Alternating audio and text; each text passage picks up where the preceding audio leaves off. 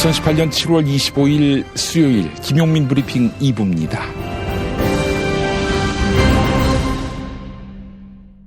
오늘 새벽에 나온 종합일간지 헤드라인 살펴보겠습니다. 먼저 한겨레, 노회찬 빈소에 매일 수천 명, 이 조문 행렬은 무엇을 의미하나, 이렇게 제목을 달았습니다.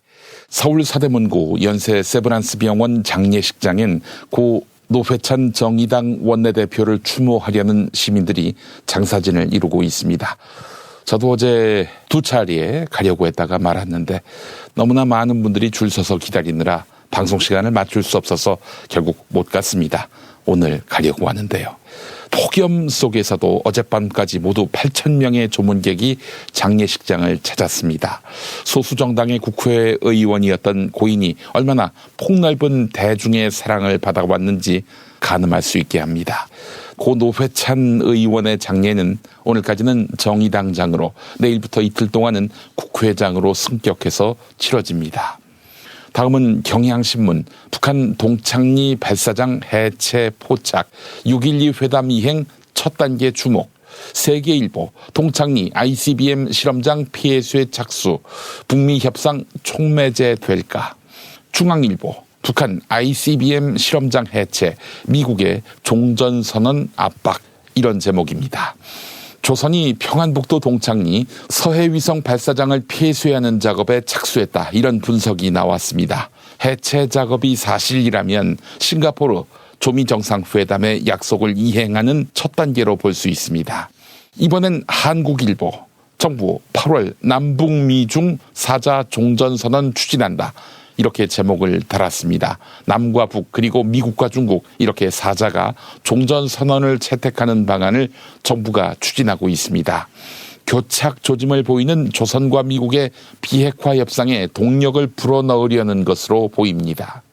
다음은 국민일보, 송영무 장관이 거짓말하겠나 대 기무사 대령, 군 36년 명예 걸고 답변, 동아일보, 계엄문건 치고받은 송영무 국방대 기무사, 이런 제목입니다.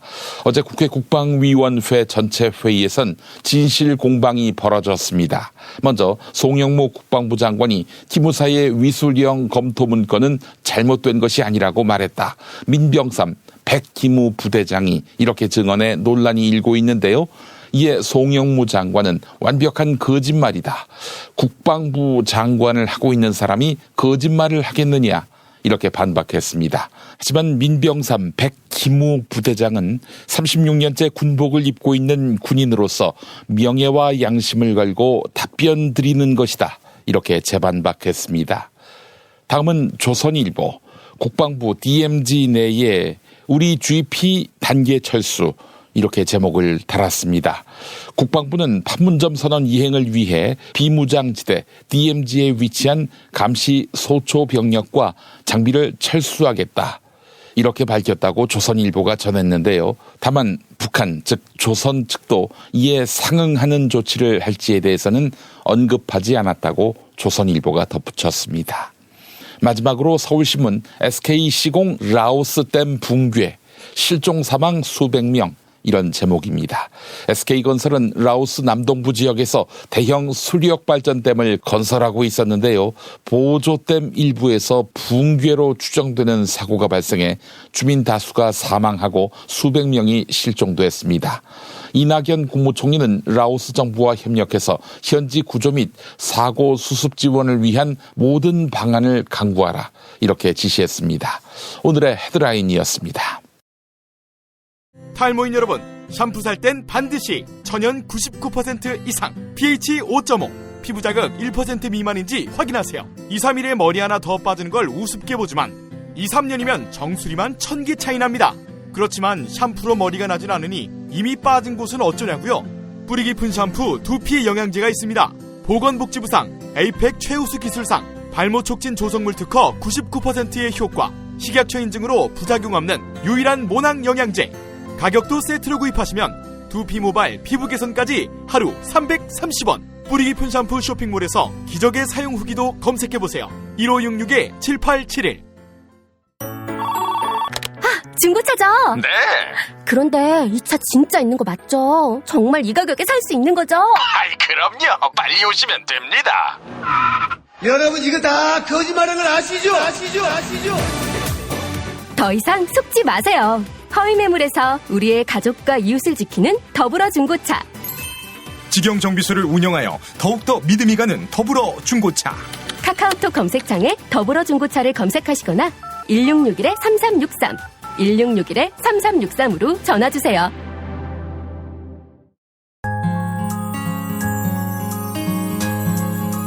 당신의 정직한 뉴스 보좌관 김용민과 주파수를 맞춘다. 새로운 아침 특별한 선택 김용민의 뉴스 브리핑. 김용민의 뉴스 브리핑. 그동안 대법원은 사법농단 사태와 관련해 재판 개입은 상상할 수도 없는 일이다, 이렇게 말해왔는데요. 양승태 대법원장 시절 법원행정처가 재판 일정은 물론 재판 결과까지 노골적으로 개입한 문건이 확인됐습니다. 2016년 5월 부산의 한 건설사 회장 정모 씨의 항소심 재판이 시작됩니다. 조현우 전 경찰청장에게 뇌물을 건넨 혐의였습니다. 당시 검찰은 유죄를 입증하기 위해 증인을 계속 신청했는데 재판부는 이를 받아들이지 않았습니다. 재판이 끝난 건 석 달 뒤인 이듬해 2월 정 씨에게는 징역 8개월이 선고됐는데요. 그런데도 이상하게 법정 구속되지는 않았습니다. 이상한 재판 뒤에는 바로 법원 행정처가 있었습니다. 2심 선고일 직전 법원 행정처 윤리감사관실은 이 사건과 관련한 문건을 만들었습니다. 2심 선고일을 미루라는 내용이었는데 재판을 한두 차례 더 열고 결론을 내라고 적혀 있었습니다. 이 같은 지침은 법원행정처 처장이 부산고등법원장에 전달하고 이를 다시 담당 재판장에게 전달하도록 한다고 돼 있었습니다. 특정 사건에 대해 선고를 연기하게 하고 결과를 어떻게 할지를 법원행정처가 일선 법원에 지시를 내린 것으로 해석되는 문건입니다. 사법농단의 구체적 사건이 알려지면서 그동안 법관들이 내놓은 해명이 사실과 다르거나 말바꾸기였다는 사실도 확인되고 있습니다. 특히 고영한 전 법원행정처장은 사법행정권 남용 문서를 만들 적이 없다고 밝힌 바 있죠. 또한 대법원 진상조사위원회의 1차 조사 당시 관련 자료 제출을 거부하기도 했는데요. 이 때문에 사법농단 진상이 드러나는 데에는 1년의 시간이 더 필요했습니다. 법원 내부 진상규명 작업을 방해한 이들은 결국 검찰 수사를 받을 처지가 됐습니다. KBS 한겨레 보도였습니다. 사법행정권 남용 의혹을 수사하고 있는 검찰이 메머드 수사팀을 구성했습니다. 검찰 내부 최정예 칼잡이 부대인 특수일부를 중심으로 대법원 수사에 화력을 집중할 방침입니다. 검찰은 사법 적폐를 파헤치기 위해 특별수사본부급에 해당하는 검사 약 20명 규모의 수사팀을 구성했습니다. 지난해 적폐청산 수사를 위해 파견됐던 검사들 가운데 아직 복귀하지 않은 검사들도 사법농단 수사팀에 합류한 것으로 전해졌습니다. 국내 최대 검찰청인 서울중앙지방검찰청의 전체 검사가 현재 약 250명임을 비춰볼 때 서울중앙지검의 10%에 가까운 검사가 한 사건에 투입된 겁니다. 머니투데이 보도 소개해드렸습니다. 현행 정치자금법을 두고 정치권 안팎에선 심지어 노회찬도 못 지킬 법이다, 이런 비판이 나옵니다. 정치자금법이 소수정당과 신인들의 정치권 진입을 가로막고 있다, 이런 지적이 나오고 있습니다. 한국에서 정치활동을 해나가려면 기본적으로 고비용이 불가피합니다. 한 국회의원 보좌관은 지역 사무실 넣고 직원을 두면 매달 최대 1,500만 원이 고정비용으로 나간다. 낙선하면 고스란히 자기 돈으로 갚아야 한다고 말했습니다. 그러나 현역 의원들은 임기 내내 후원금을 모아 선거비용을 마련할 수 있습니다. 하지만 지방의원이나 지방의원 후보자들은 후원금을 모을 수 없습니다. 고 노회찬 정의당 의원이 드루킹 측 도모 변호사에게 돈을 받은 시점은 2016년 3월 삼성 엑스파일 폭로에 대한 대법원 판결로 19대 의원직을 상실하고 20대 총선을 준비하던 시기였습니다. 중앙선거관리위원회가 정당에 배분하는 국고보조금과 기탁금도 거대 정당에 쏠리도록 설계된 구조입니다. 국고보조금 배분 방식은 전체 보조금의 절반을 20석 이상 교섭단체에 우선 배분합니다. 그리고 나머지 50%를 의석수, 선거 득표율에 따라 여러 단계로 차등 배분합니다. 이 때문에 때문에 소수 정당들은 기울어진 운동장에서 뛸 수밖에 없습니다. 한편 드루킹 특검팀은 고 노회찬 의원의 정치자금법 위반 혐의를 더는 수사 어렵다 이렇게 밝히며 공소권 없음 처분하기로 했습니다. 특검팀은 이제까지와는 달리 고 노회찬 의원은 협박을 당한 피해자라는 수사 프레임을 적극 제시했습니다. 조선일보에 의하면 특검은 고 노회찬 정의당 의원 아내의 운전기사를 통해 돈이 전달된 것으로 보고 있었는데요. 하지만 권영철 CBS 대기자는 조선일보의 칼럼은 잘못된 보도이고 명백한 공격이다 이렇게 비판했습니다. CBS 라디오 김현정의 뉴스쇼에 출연한 권영철 CBS 대기자의 발언 들어보시죠. 이거 한 가지만 딱 전하고 싶은데 사실은 사망하기 전날 조선일보가 보도한 게 있습니다. 집안에 아내 전용 운전기사가 있을 정도면 재벌 아닌가. 이런 사람들이 노동자를 대변한다. 이런 칼럼식의 기사가 하나 있었어요. 근데 사실은 선거 시기에 자원봉사자가 노회찬 부인의 이 자원봉사 운전을 한 거거든요. 그거를 전용 기사하고 재벌이고 이렇게 공격하는 것도 있기도 합니다. 이게 참 명백한 공격이거든요. 아니라고 확인을 했는데도 그냥 쓰고 나간 게 있는데 이런 잘못된 보도들 이런 것들이 마음의 부담을 얼마나 가중시켰겠습니까? 그걸 견디지 못한 정말 참 가슴이 아프고 안타깝습니다. 허익범 특검은 드루킹 측이 금전을 매개로 노회찬 의원의 발목을 잡거나 대가를 요구한 의혹을 규명하겠다고 밝혔는데요. 고 노회찬 의원의 별세에 따른 특검팀의 위기의식을 엿볼 수 있는 대목입니다. 이상은 한겨레 보도였습니다. 드루킹 김동원 씨가 자신이 체포되기 직전까지 모든 기록이 담긴 USB 메모리를 특검에 제출했습니다. 비밀번호까지 알아서 풀어줬다고 하는군요. 이 USB 메모리에는 김경수 경남도지사와의 보안 메신저 대화 내용도 포함된 것으로 알려졌습니다. 또한 김경수 지사를 만난 일시와 상황을 기록한 일기 그리고 김경수 지사에게 보고했던 댓글 작업 내용도 포함된 것으로 알려졌습니다. 또한 USB 메모리엔 김동원 씨가 다른 정치권 인사를 접촉한 내용도 포함되어 있다고 합니다. 특검팀은 더는 김동원 씨 협조가 필요 없다고 밝히며 정치권에 대한 강경수사 방침을 내비쳤습니다. 동아일보 보도 전해드렸습니다. 김대준 소상공인연합회 사무총장은 자유한국당 신임 혁신비상대책위원 가운데 한 명인데요. 김대준 비대위원은 최근 지방선거에서 더불어민주당의 공천을 신청했다가 컷오프된 인물이었습니다. 한국당 비대위원인 김대준 사무총장은 지난 지방선거에 더불어민주당의 기초연 공천을 신청했던 것으로 확인됐습니다. 하지만 김대준 사무총장은 민주당의 도덕성 기준에 부합하지 않아 서류 심사 단계에서 탈락했습니다. 집권 여당인 민주당 기준으로 볼 때 본 경선에도 올라갈 수 없었던 셈으로 비대위원 자격 문제가 제기될 것으로 전망됩니다. 이데일리 보도였습니다. 경찰이 지방선거 기간 큰 논란이 된 이재명 김부선 스캔들 의혹에 대해 본격 수사에 착수했습니다. 김어준 딴지일보 총수는 경찰의 참고인 신분으로 출석했는데요. 김어준 총수가 했을 발언은 2010년 한겨레에 실린 김부선 인터뷰에서 이재명 경기지사를 암시하는 말을 왜 실었는지 그 경위를 밝히는 것일 텐데요. 요컨대 김부선의 그 말은 어떻게 나온 것이며 김어준은 이 말을 왜 지면에 싣도록 인용했는지 하는 부분입니다. 김어준은 똑똑히 기억하고 있었고 아마도 경찰에서 진술했을 겁니다. 2010년 배우 김부선 씨는 김어준 총수와 한겨레 인터뷰를 가졌는데요. 당시 실명을 공개하진 않았지만 그 남자가 지난 지방선거에 출마해 당선됐다. 말하지 않고선 억울해 견딜 수 없을 것 같다고 말해 논란이 된 바 있습니다.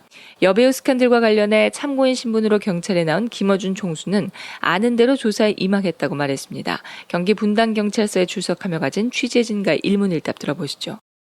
제가 먼저 가겠다고 한 건 아니고요. 경찰에서 먼저 참고인으로 출석해달라 요청을 받았죠. 네. 기존에 이제 적절한 시기에 수사기관 협조하겠다 이런 말씀을 하셨잖아요. 예. 지금이 그 적절한 시기라고 보시는 건가요? 뭐 그렇습니다.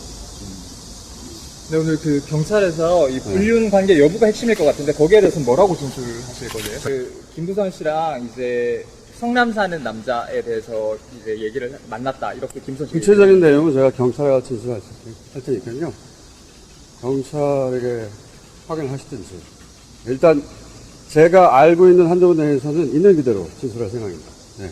뭐 할게요? 여배우 스캔들 금 거기에 대해서는 사실이라 생각하십니까? 그 의혹에 이렇게 대해. 있는 그대로 얘기하겠다고 제가 알고 있는 경찰은 또한 이 사건과 연관된 시사인 주진우 기자도 오늘 참고인 신분으로 불러 조사할 계획입니다. 주진우 기자는 2016년 김무선 씨가 SNS에 올린 이재명 당시 성남시장에 대한 사과문을 대필한 것 아니냐 이런 의혹을 받고 있습니다. 한겨레 보도 소개해드렸습니다. 다음 달부터 특정 사업장에서 산업재해가 발생하면 피해자와 비슷한 일을 하는 노동자에 대해서도 고용노동부가 산재 지원에 나섭니다. 산재 지원을 방치해 피해자가 늘어나는 것을 사전에 차단하겠다는 겁니다. 특정 사업장에서 산재가 발생하면 근로복지공단 직원이 해당 사업장에 찾아가 산재 지원에 나설 방침입니다. 산재 피해자 같거나 비슷한 업무를 하는 노동자에게 산재 신청을 권유하고 치료를 지원하는 겁니다. 또한 지금까지는 첨단 전자산업에도 일반 제조업의 작업 환경 측정 방식을 가져다가 썼는데요.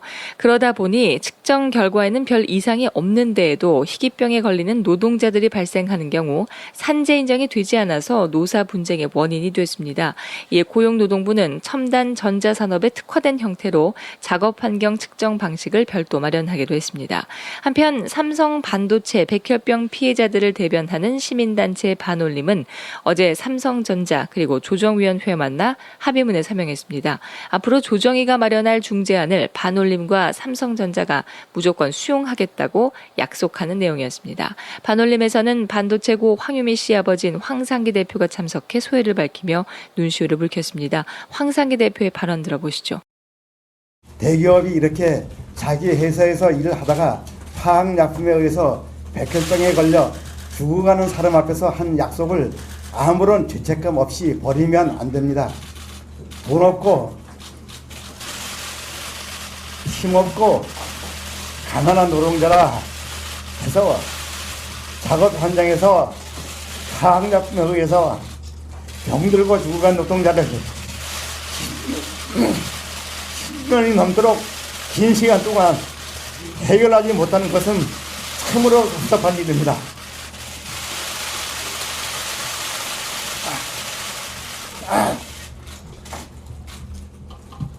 정부도 회사도 존재하는 이유를 안 물어볼래야 안 물어볼 수가 없습니다.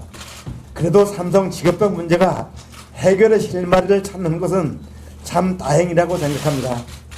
다시는 일이 반복되지 말아야 합니다. 이상 한국일보 보도였습니다. 고 장자연 씨가 남긴 문서에 적힌 인물들의 실명이 일부 공개됐습니다. MBC PD 수첩은 장자연 씨와 골프 여행에 동행했던 인물로 하이트진로 박문덕 회장을 지목했습니다. 과거 경찰 수사 당시 장자연 씨와 가족의 계좌에서는 박문덕 회장의 명의로 입금된 수표가 발견됐습니다. 또한 2018년 1월 같은 날 박문덕 회장과 장자연 씨가 같은 비행기를 타고 필리핀 세부로 향한 사실도 드러났습니다. 2008년 8월 5일 전직 조선일보 기자 출신의 조이천 씨도 장자연 씨와 같은 자리에 있었는데요. 조이천 씨는 당시 청담동의 한 가라오케에서 장자연 씨를 성추행한 혐의로 조사를 받았지만 이를 부인했습니다. 하지만 함께 있었던 동료 배우는 장자연 씨를 어떤 분이 잡아당겨 무릎에 앉게 됐고 그 사람이 신체 부위를 만졌다고 밝혔습니다. 2009년 경찰은 수사 선상에 오른 20명 가운데 7명을 기소 의견으로 검찰에 송치했는데요. 그러나 기소돼 재판을 받은 사람은 모두 2명뿐이었습니다. 국민일보 보도 전해드렸습니다. 김영민 파일 2012년 10월 21일 노회찬 정의당 의원의 진보정의당 공동대표 수락 연설 6411번 버스라고 있습니다. 서울 구로구 가로수공원에서 출발해서 강남을 거쳐서 개포동 주공 2단지까지 대략 2시간 정도 걸리는 노선버스입니다. 내일 아침에도 이 버스는 새벽 4시 정각에 출발합니다. 새벽 4시에 출발하는 그 버스와 4시 5분경에 출발하는 그 두 번째 버스는 출발점에서 출발한 지 15분 만에 신도림과 구로시장을 거칠 때쯤이면은 좌석은 만석이 되고 버스 사이 그 복도길까지 사람들이 한 명 한 명 바닥에 다 앉는 진풍경이 매일 벌어집니다. 새로운 사람이 타는 일은 거의 없습니다. 매일 같은 사람이 탑니다. 그래서 시내버스인데도 마치 고정석이 있는 것처럼 어느 중류소에서 누가 타고 강남 어느 중류소에서 누가 내린지 모두가 알고 있는 매우 특이한 버스입니다. 이 버스에 타시는 분들은 새벽 3시에 일어나서 새벽 5시 반이면은 직장인 강남의 빌딩에 출근을 해야 되는 분들입니다. 지하철이 다니지 않는 시각이기 때문에 매일 이 버스를 이용하고 있습니다. 한 분이 어쩌다가 결근을 하면은 누가 어디에서 안 탔는지 모두가 다 알고 있습니다.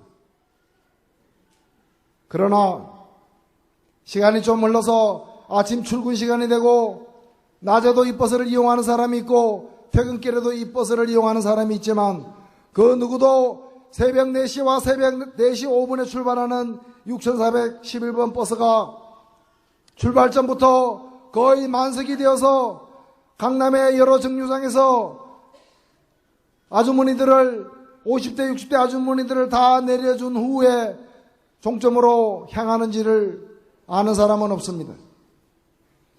이분들이 아침에 출근하는 직장도 마찬가지입니다. 아들, 딸과 같은 수많은 직장인들이 그 빌딩을 드나들지만 그 빌딩에 새벽 5시 반에 출근하는 아줌마들에 의해서 청소되고 정비되고 있는 줄 의식하는 사람은 없습니다. 이분들은 태어날 때부터 이름이 있었지만 그 이름으로 불리우지 않습니다. 그냥 아주머니입니다. 그냥 청소하는 미화원일 뿐입니다. 한 달에 85만 원 받는 이분들이야말로 투명인간입니다. 존재하되 그 존재를 우리가 느끼지 못하고 함께 살아가는 분들입니다. 지금 현대자동차 그 고압선 철탑 위에 올라가 있는 비정규직 노동자들도 마찬가지입니다. 23명씩 죽어나간 쌍용자동차 노동자들도 마찬가지입니다. 저 용산에서 지금은 몇 년째 허벌판으로 방치되고 있는 저 남일당 그 건물에서 사라져간 그 5명들도 역시 마찬가지 투명인간입니다. 저는 스스로에게 묻습니다.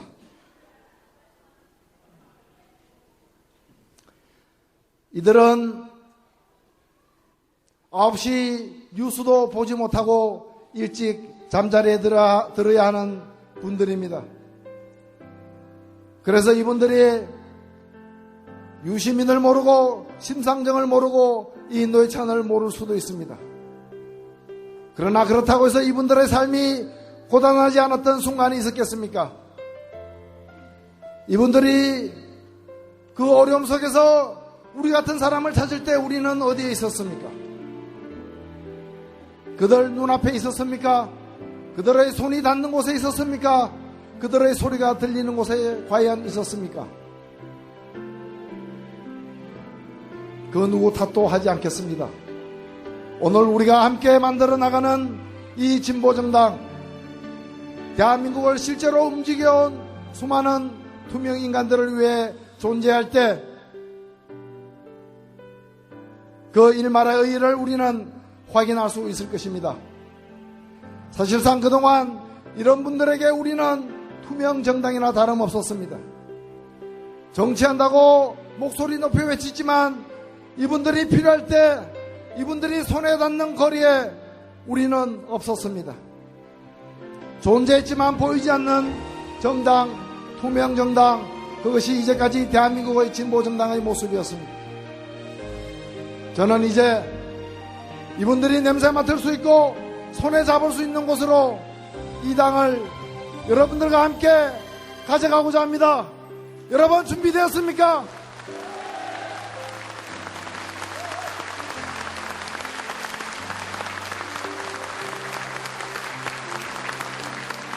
강물은 아래로 흘러갈수록 그 폭이 넓어진다고 합니다. 우리의 대중정당은 달리 이루어지는 것이 아니라 더 낮은 곳으로 내려갈 때 실현될 것입니다, 여러분.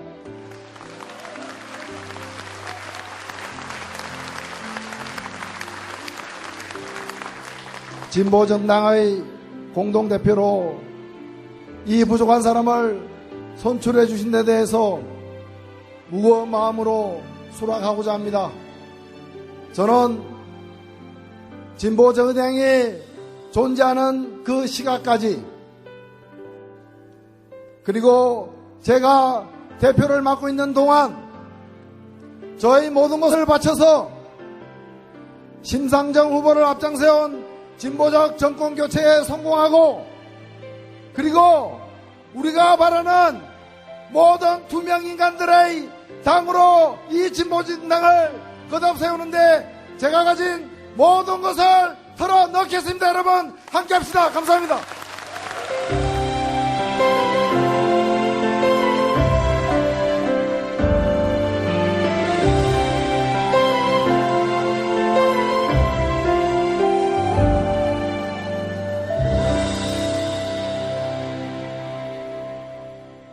고 노회찬 원내대표님의 유서를 공개합니다. 국민 여러분, 죄송합니다. 모든 허물은 제 탓이니 저를 벌하여 주시고 정의당은 계속 아껴주시길 당부드립니다. 2018년 7월 23일 노회찬 올림. 사랑하는 당원들에게 마지막으로 당부한다. 나는 여기서 멈추지만 당은 당당히 앞으로 나아가길 바란다. 당당히 앞으로 나아가길 바란다.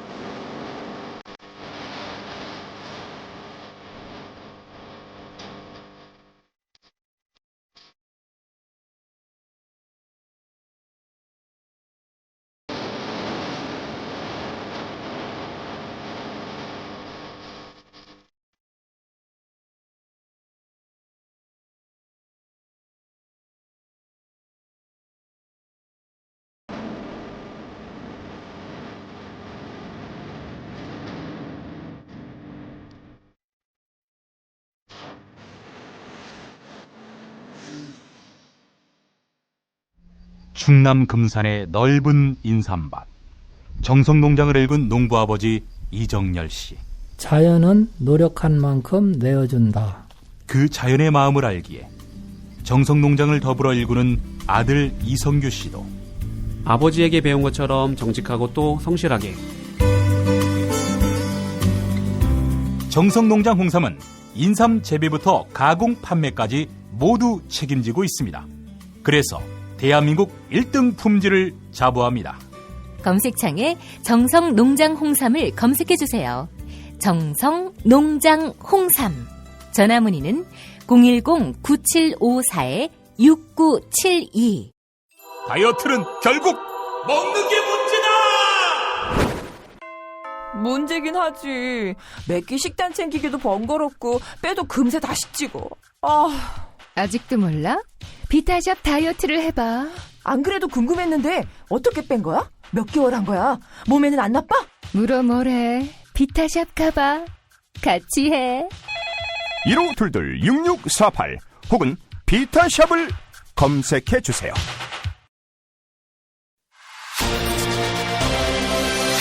답은 이미 정해져 있으니 너는 대답만 해라고 하는 답정너. 아닌데. 답은 정치인데 너만 몰라. 이건데.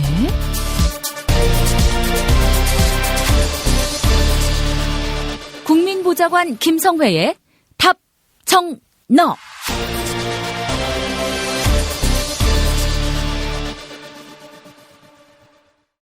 탈모는 막아주고 빠진 머리는 다시 나게 하는 18,000원짜리 뿌리 깊은 샴푸 두피 영양제.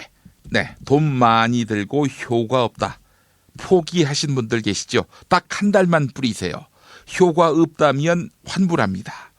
1566-7871 1566-7871 네, 답정너로 이어갑니다. 국회 더불어민주당 손혜원 의원실 김성회 보좌관 만나겠습니다. 김 보좌관님. 네, 안녕하세요. 예. 자, 요즘 그 협치 내각 이야기가 나옵니다. 그러니까 이제 지금 야당들에게도 장관 자리를 줌으로써 국회에서 야당의 협조를 구하려 하는 그런 그 구상이 구체화되고 있는 것 아닌가 이런 전망이 나오고 있는데요. 민주평화당 장관, 바른미래당 장관, 자유한국당 장관 뭐 이게 가능해지는 겁니까? 내용을 좀 자세히 살펴봐야 되고 사실 저도 뭐 주워 듣는 얘기고 이제 기사 보고 하는 얘기고 주변에 있는 사람들하고 상의해서 들어보고 하는 얘기라서 뭐 100% 정확하게 말씀드릴 수는 없는데요. 일단 먼저 우리 청취자분들께서 두 가지 구분하셨으면 하는 것은 연정과 협치는 다르다는 점입니다. 연정은 이제 DJP 연합처럼 장관 자리도 나누고 총리 자리도 가지고 이렇게 해서 몇 대 몇으로 하자라는 것을 아예 사전에 계약을 하고 그렇죠. 함께 정부를 운영하는 거죠. 그런 과정 굉장히 유기적이고 당이 갈라져 있다고 하더라도 표결도 같이 하고 이제 이러는 단계라고 보셔야 되고요. 네. 협치는 내가 장관 자리를 뭐 하나 이렇게 줄 테니 이러한 법안에서의 통과를 혹은 하반기 국정 운영에서 뭐 좀 적극적으로 협조하자 이런 정도의 제안을 하고 받는 것이죠. 그러니까 협치가 가지는 장점은 지금 현재 국회 상황으로서는 어떠한 법도 상임위를 통과시키기가 어려운 것이 현실이거든요. 국회 선진화법도 있기 때문에. 예. 180석 이상이 되지 않는 이상은 아무것도 할 수 없는 상황이기 때문에 최소한 민주평화당 그리고 잘 된다면 바른미래당 뭐 이런 정도와 함께 고민을 해본다는 얘기를 하는 거죠. 그래서 이것은 연정처럼 합치는 것이 아니기 때문에 사안에 따라서 필요한 대로 만나고 헤어질 수 있는 것이고요. 협치를 하다 중간에 더 이상 협치를 못하겠다라고 하면 간단해요. 장관은 물러나면 되고 그 장관은 빈자리를 다시 메꿔 넣으면 되는 것입니다. 그렇기 때문에 사안별로 협조할 수 있고 시기별로 협조할 수 있다라는 장점을 갖고 있는 거죠. 예. 그리고 잘 아시겠지만 민주평화당으로 가 있는 의원들이 예전에 문재인 대통령이 당대표던 시절 당을 어떻게 했던 사람들인지를 잘 우리가 알고 있지 않습니까? 예. 바른미래당에 가 있는 분들도 마찬가지고요. 그런데 그런 사람들하고 다시 당을 합쳐서 일을 한다? 이거 사실 현실로서는 되게 어려운 얘기죠. 누가 그걸 지금 우리 지지자들이 받아주겠습니까? 그런 상태이기 때문에 연정으로 가지 않고 또는 필요한 의원수 확보를 위해서 의원을 영입하거나 합치지 않고 각자의 존재를 존재대로 둔 다음에 사안별로 협조를 구하고 그런 과정에서 그것에 대한 선의로 호의에 대한 대가로 표현하면 좀 어폐가 있겠습니다. 어쨌거나 대가로서 장관직을 넘겨주는 형태의 협치를 고민해 볼 수 있는 겁니다. 조금 전에 말씀드렸지만 장관의 임명권은 어디까지나 대통령에게 있기 때문에 협치가 이루어지는 동안 같이 가는 것이고요. 그 협치가 깨지게 되면 장관은 해임하고 새로 뽑으면 되는 것이거든요. 그렇기 때문에 우리가 실험해보기에는 더할 나위 없이 좋은 조건이다. 결혼하기 전에 동거냐 결혼이냐 뭐 이런 비유들 많이 하는데 혼인신고서에 도장 다 찍고 짐 다 들여오고 돈 섞어버리면 나중에 갈라설 수가 없거든요. 그렇기 때문에 같이 할 수 있겠다라고 판단이 드는 정치 세력까지를 함께 모아서 행정부에서 갖고 있는 장관 임명이라는 대통령의 권한을 사용해서 상대 정치 세력에게 기회를 주는 거죠. 그러면서 국회에서의 입법 활동을 보장받는 형태로 해보는 것이 협치입니다. 그런데 지금 이제 협치에 대해서 뭐 당에서 그렇게 제안이 들어갔고 대통령께서 긍정적으로 검토하고 있다는 이야기 나오니까 나와 있는 당대표 8명 후보군이 전부 다 협치에 대해서 긍정적으로 얘기하고 뭐 이종걸 의원 같은 경우는 아예 연정까지 가야 된다는 이야기까지 해서 이제 어느 선까지가 적절한지에 대해서는 뭐 청취자분들이 판단하시겠지만 이종걸 의원 같은 경우에는 지금의 민주평화당 의원들이 이제 국민의당 만들려고 할 때 따라가야 하나 말아야 하나 마지막까지 고민했다는 설에 휘말렸던 인물인데 그건 맞습니까?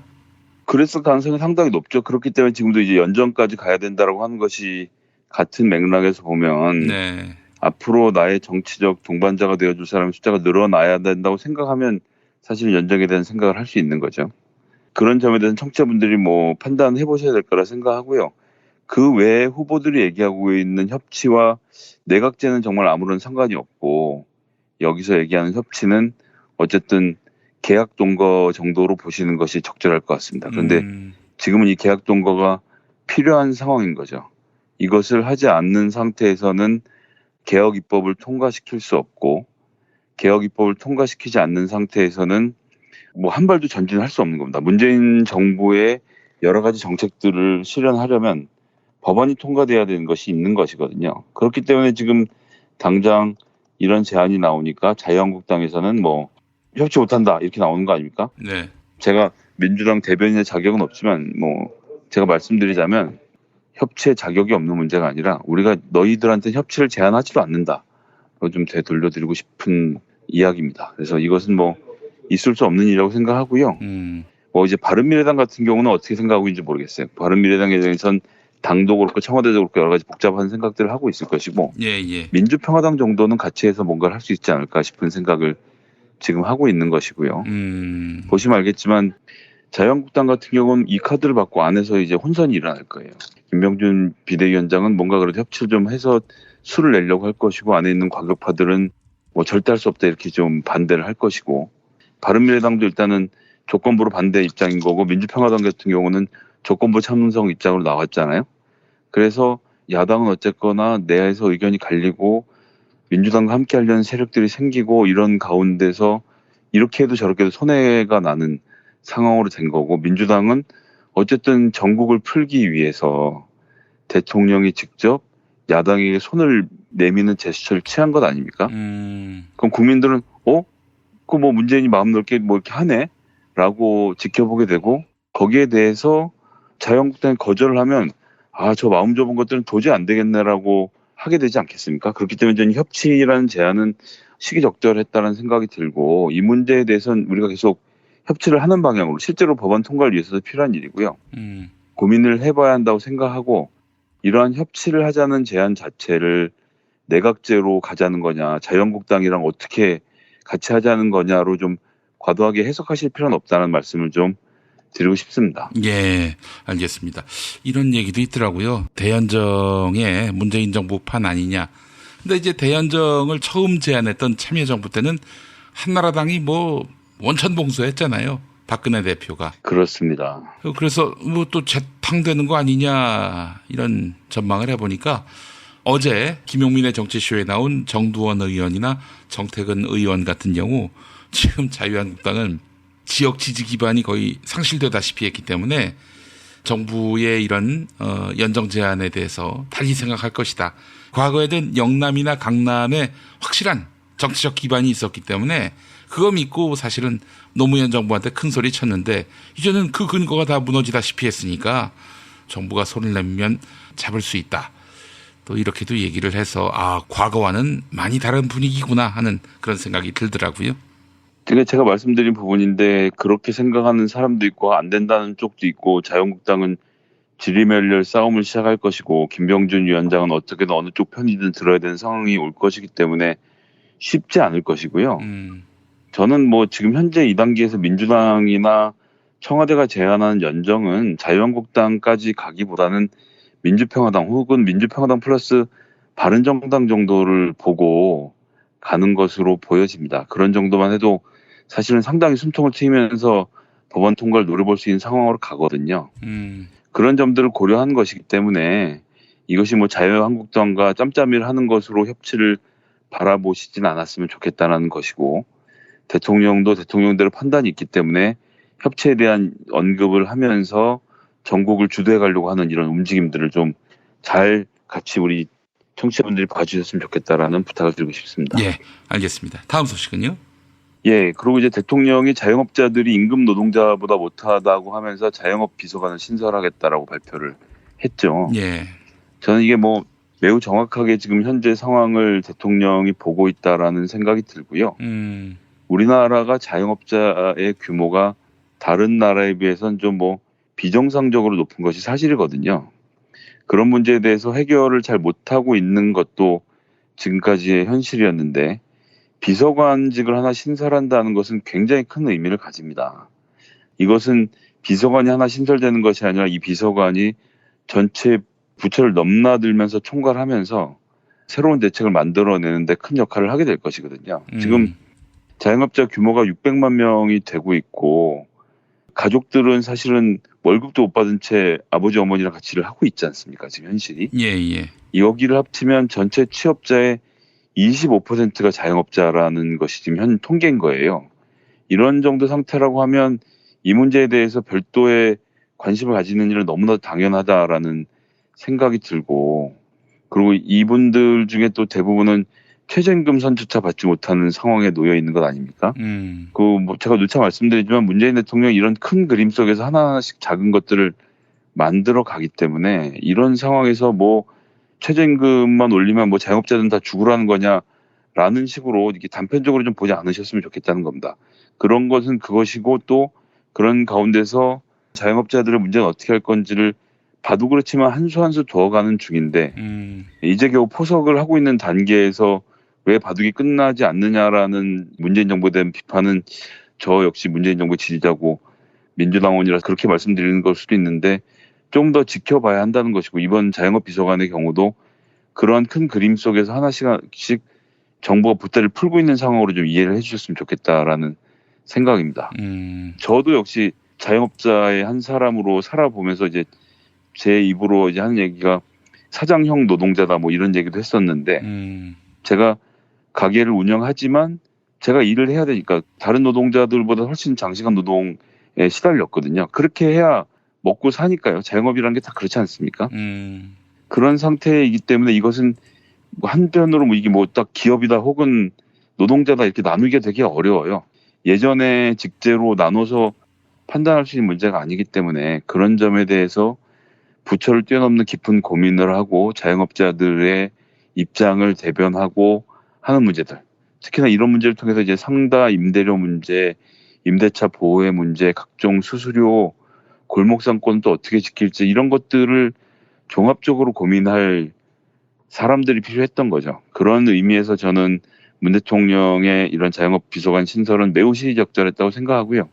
이런 큰 그림 속에서 자영업자도 보호하고 노동자도 보호하는 그림이 그려지지 않겠나. 그렇기 때문에 지금 소상공인들 매우 힘들고 어려우신 심정을 잘 알고 있습니다. 저도 말씀드렸던 대로 그런 소상공인 한 사람으로 살아왔던 사람이고요. 그 세상에 쉬운 일이 참 없으니까요. 무슨 일 하셨어요? 저는 통닭 구워서 파는 가게 있었죠. 그런 일 하셨군요. 예, 가스불로 통닭을 꼬치에 껴갖고 이렇게 줄줄이 굽는 통닭들 있죠. 그걸 해서 파는 일을 했었는데요. 그런 것들도 마찬가지지만 여하튼 그런 경계선에 서 있는 사람들에 대한 대책을 이제 정부가 고민하고 있다는 것 매우 전 뭐 고무적으로 보고 이런 일들이 좀 잘 이루어져서 최저임금도 못 받고 고통받고 있는 우리 자영업자들, 그리고 최저임금을 줘야만 하는 또 우리 자영업자들, 이런 여러 가지 고통들이 조금 해결되고 그런 속에서 새로운 대책들이 좀 탄생할 것을 기대하고 있겠습니다. 예, 아이고 참 힘든 세월을 보내시고 있는데 그래도 정부의 방향은 자영업자를 뭐 망하게 하자 이런 건 아니잖아요. 네, 그렇습니다. 이 경제 주요한 주체 중에 하나이기 때문에 결코 망하게 할 수 없고 망하게 둘 수 없는 분들인 거죠. 네, 정부의 진정성을 믿고 또 함께 이 난국을 타개해 나갔으면 좋겠습니다. 저는 그래서 뭐 문재인 대통령께서 마지막으로 언급했던 경제학화가 됐던 이유를 오랫동안 계속된 신자유주의 경제정책이 경제적 불평등을 확대해서 성장 동력을 떨어뜨렸다. 그래서 그와 함께 고용 없는 성장이 계속되었기 때문이라고 지금 상황 파악을 하고 있는 것은 매우 옳다는 생각이고요. 예. 경제 패러다임을 근본적으로 바꾸기 위해서 노력을 하겠다는 것, 적폐청산을 넘어서서 또 이제 경제 문제에 대해서도 경제 문제 안에서의 적폐를 청산하는 데 또 역할을 하겠다라는 본인의 이야기를 꺼낸 거 아닙니까? 이런 점 전 높이 사고요. 이것들이 이제 어떻게 개혁 정책으로 드러나게 될지, 또 이제 이런 가운데서 벌어지는 관료들과의 싸움을 또 어떻게 대통령이 이끌어갈지에 대해서 한번 좀 지켜보고 싶습니다. 예, 알겠습니다. 자, 김성회 보좌관님 오늘 말씀 잘 들었습니다. 네, 감사합니다. 생활인을 위한 꿀팁. 집 두 채에 월 10,000원 화재보험 카페. 화재 배상, 심지어 도난 피해까지. 여기에 더해 가전제품 고장 수리비까지. 연중 무휴라 언제든 02-849-9730. 아이고 무릎이야. 무릎펜 몰라? 무릎펜? 무릎펜이라고 이번에 새로 나온 무릎 관절 보호대야. 네이버에서 무릎펜을 검색해봐. 상담은 010-2255-4489. 최 과장을 찾아주세요. 허리가 아파요. 아랫배가 나와요. 골반이 바로 서야 건강도 아름다움도 바로 섭니다. 바디로직을 입으세요. 토크밴드의 입체적인 탄력이 틀어진 골반을 바로잡습니다. 간편하고 확실한 골반 교정 타이즈 바디로직. 판촉물이나 단체 선물이 필요할 때 이왕이면 우리 편 회사 네피아를 찾아주세요. 인터넷 검색창에 네피아를 치시거나 032-519-4800으로 전화주시면 친절하게 상담해드립니다.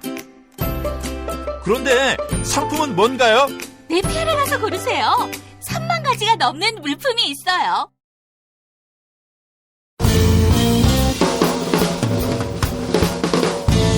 미디어 오늘 정상근 기자가 뉴스 속의 뉴스를 짚어드립니다. 정상근 기자의 오늘 미디어.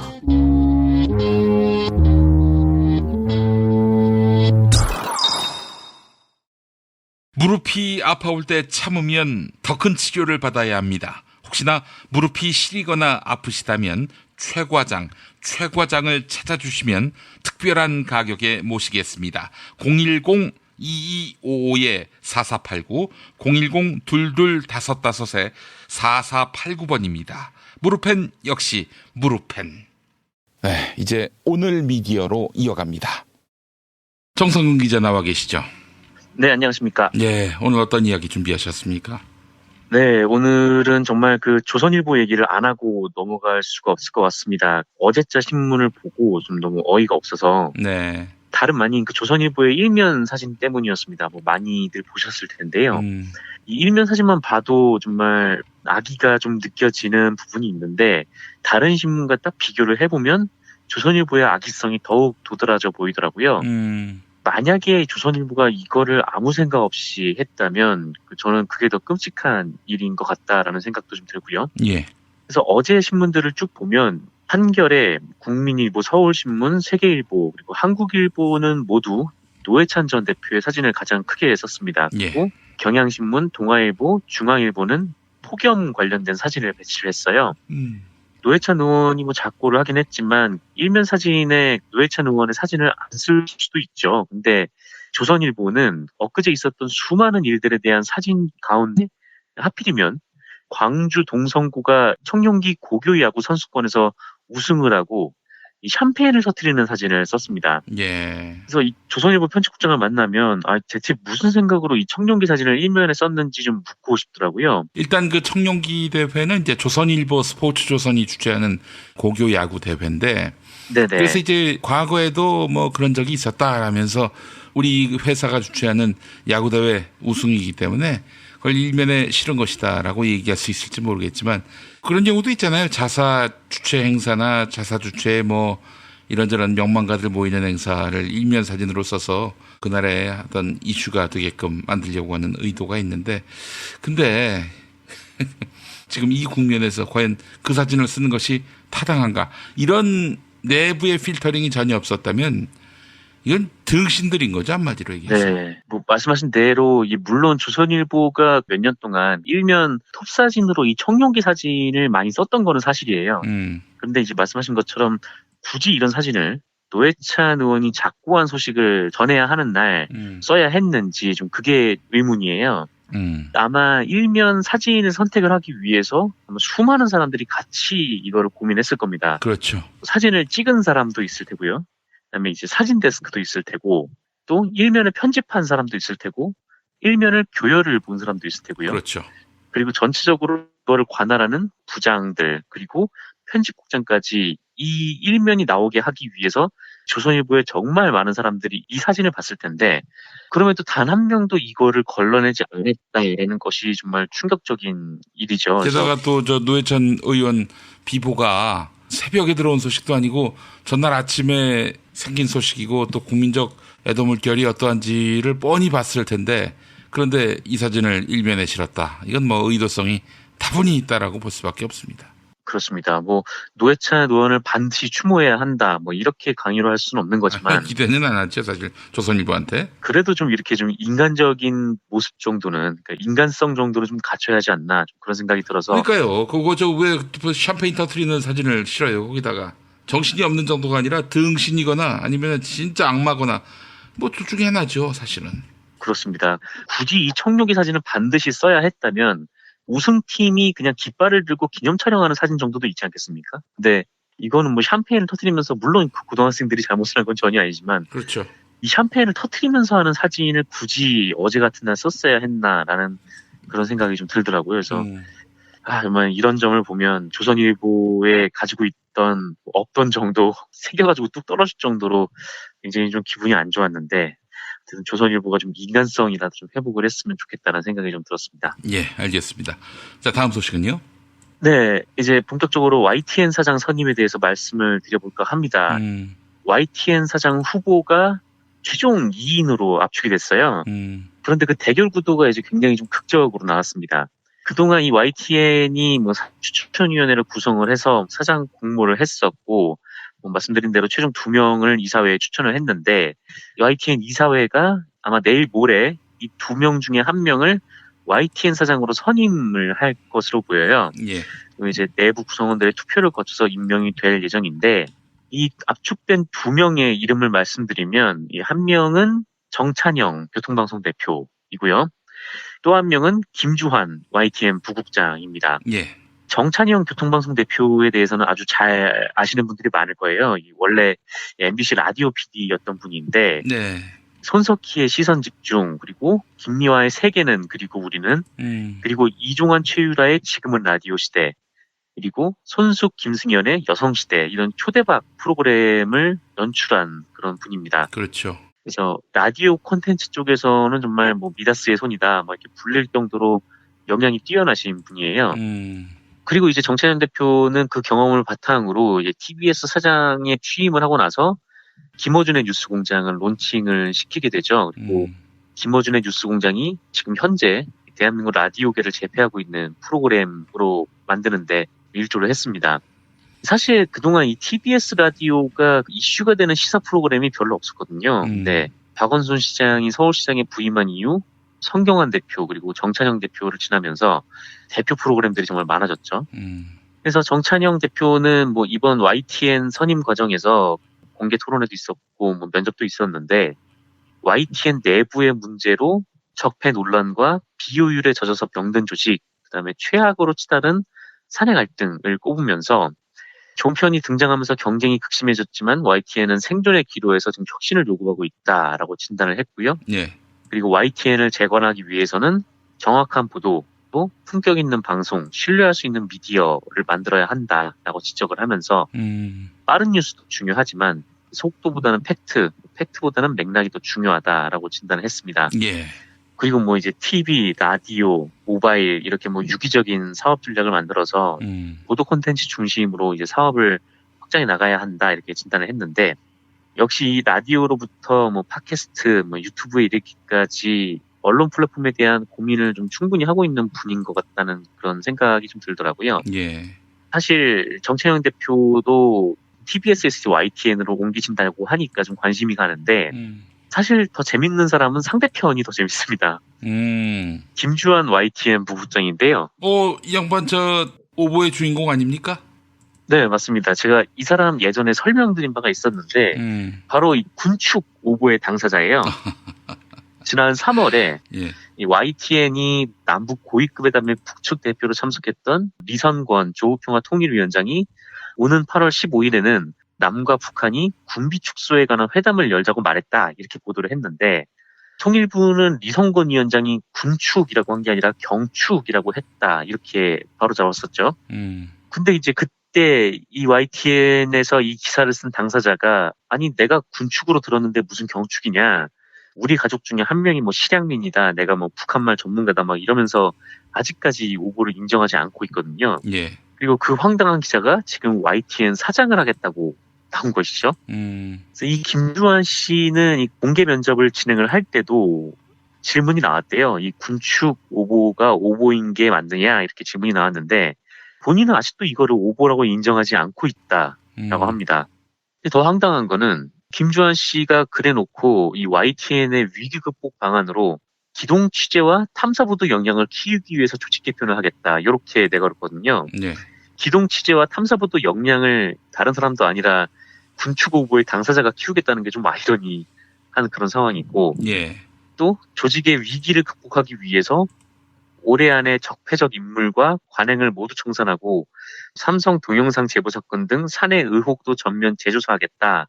이렇게 말하기도 했는데 지난 정부에서 뭐 이른바 이제 부역 논란이 일었던 그런 사장들 하에서 잘 나가셨던 분인데 뭐 분이 적폐적 인물과 관행을 청산하겠다라고 하는 것도 좀 재밌는 현상인 것 같아요. 그래서 어쨌든 이 사회는 이 두 분 중에 한 분을 YTN 사장으로 골라야 하고요. 예. 답이 어느 정도 나와 있는 것 같은데 예. 어떤 선택을 내릴지가 좀 주목이 됩니다.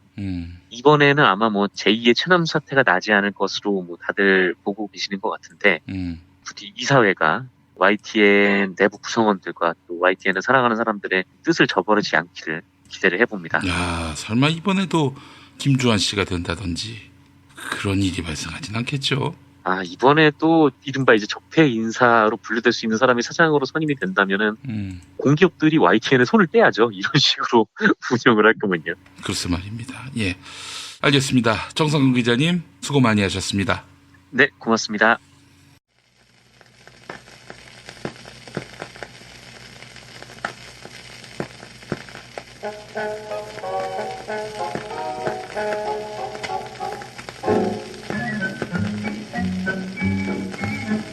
세상을 떠난 고 노회찬 정의당 원내대표 소식을 전한 조선일보 어제자 1면에 실린 사진이 논란입니다. 조선일보는 1면에서 청룡기 고교야구 선수권대회 우승팀인 광주 동성고 선수들 사진을 배치하고 물을 뿌리며 기쁨을 만끽하는 모습이라고 설명했습니다. 본 기사는 한참 뒷면에 배치했고요. 한마디로 굳이 1면 메인에 올릴 이유가 없는 사진이었다는 말입니다. 게다가 1면 사진 오른쪽 상단에 노회찬의 마지막 후회라는 제목으로 노회찬 의원 사망 소식을 편집했습니다. 신문 1면 사진은 한 언론사가 말하고자 하는 바가 집약되어 있는데요. 이번 조선일보 1면 사진 편집은 기쁨 혹은 시원함에 맞춰져 있다고 해석할 수 있다는 겁니다. 다만 편집자 의도를 확인하지 않는 한 해석의 영역으로 남을 뿐인데 미디어 오늘 김도연 기자가 박두식 조선일보 편집국장에게 전화했습니다. 물어봤어요. 그랬더니 박두식 편집국장 마음대로 해석하라 이러면서 전화를 끊었다고 합니다. 네, 그럼 마음대로 해석하겠습니다. 이 조선일보 쓰레기들아, 장자연 씨한테 양심의 가책도 없냐 이 잉여 잡것들아. 네, 조선일보 너희에게 들려주는 노래입니다. DJ DOC 라이의 후렴구입니다.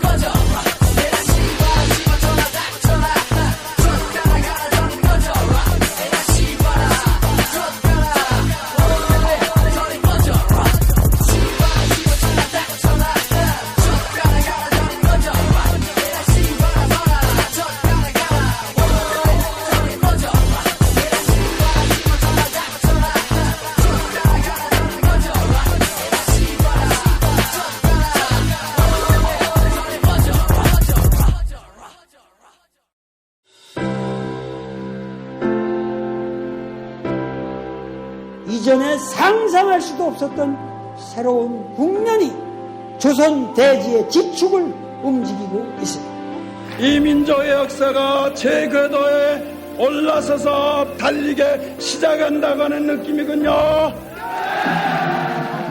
문익환이 가르쳤고 도울이 배웠던 학교, 한신대학교 신학대학원.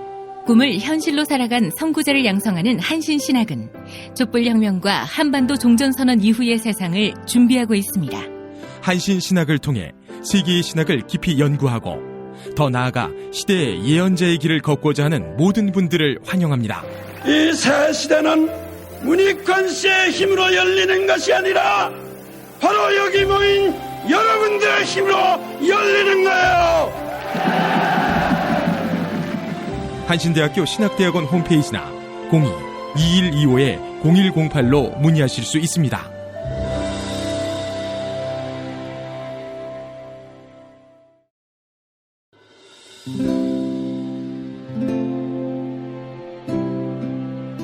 문익환 목사님은 우리 남북 관계에 있어서도 큰 정기를 마련해 주셨습니다. 늦봄 문익환 목사 탄생 100주년. 민주화와 통일운동을 위해 11년 4개월간 옥고를 마다하지 않은 행동하는 양심. 오늘 우리가 누리고 있는 이 민주주의 또 문익환 목사님 덕분이 아주 큽니다. 그가 24년 동안 살았던 서울 강북구 인수복로 통일의 집이 6월 1일 문익환 통일의 집 박물관으로 거듭납니다. 사람들이 이렇게 항상 북적북적 이렇게 했던 공간이라 아버지한테만 아니라 우리 모두들한테 굉장히 큰 의미가 있는 통일의 역사를 기억하며 통일의 길을 모색하는 문익환 통일의 집 박물관 기념사업 추진위원으로 함께해 주시겠습니까? 이건 단지 어떤 유가족들의 유산이 아니라 우리 시대가 가지고 있는 유산이기 때문에 자세한 안내는 포털 사이트에서 문익환 통일의 집을 입력해 주세요.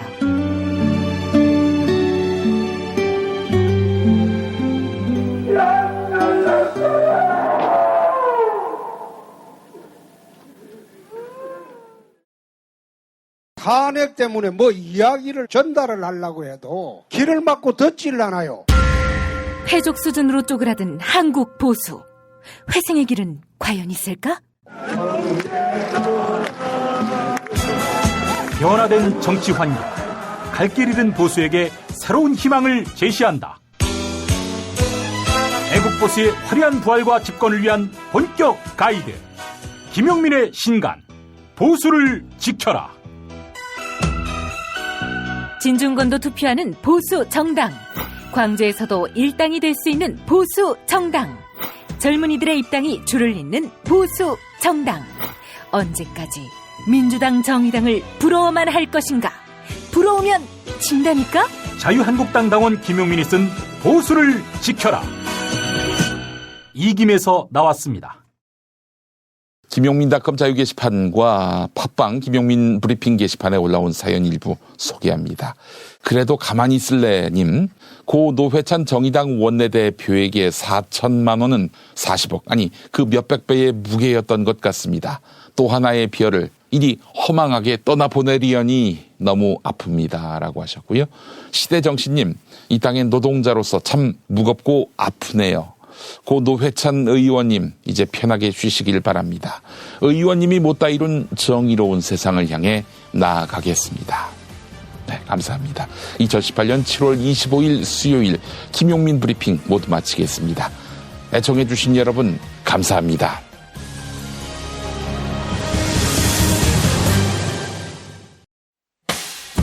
김용민 브리핑과 함께한 시간 어떠셨어요? 다음 시간에도 보다 바르고 알차며 즐거운 정보로 여러분을 찾아가겠습니다. 팟캐스트 포털 팟빵에서 다운로드하기, 구독하기, 별점 주기, 댓글 달기로 응원해주세요. 잊지 마세요. 다운로드하기, 구독하기, 별점 주기, 댓글 달기.